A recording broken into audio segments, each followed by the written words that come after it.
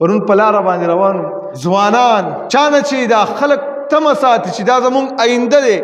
دا زمونږ سباون دی ګاډي کې به روانې ګډېږي به ډېګونه به یې لګولي ښه په اوچت اواز باندې ما ته پرون ویل هغه اجړاګان دا دي مولوي نه به چې دا اجړاګان نه دي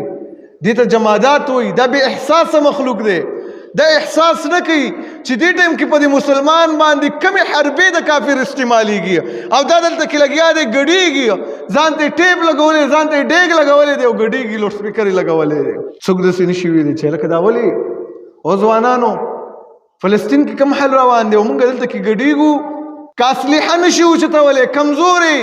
کم از کم خوشحالي اظهار خو داسې مه کوه چې دومره خوشحالۍ کې مخکې لاړ شي چې د الله او د نبي صلی الله علیه وسلم نافرمانۍ له پکې ودرېږي پکار خدا دی ډېګ هم کې ځان سره روان شه ګاډي کې روان شه موږ دې نه منع کوو د هغې نه خو اوچت اواز باندې قرآن کریم ولګوه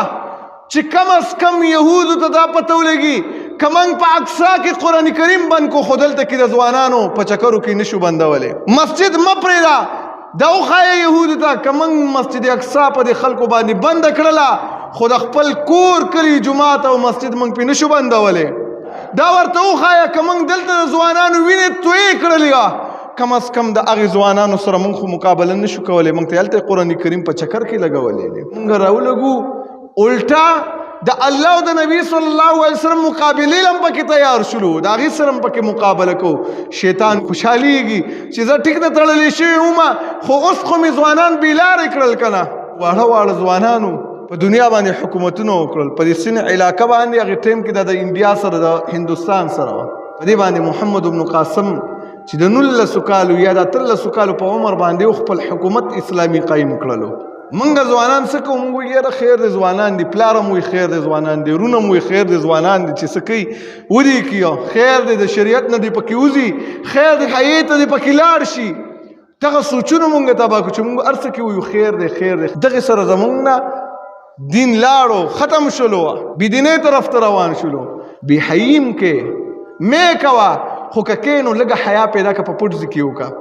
په سړک باندې مه کوه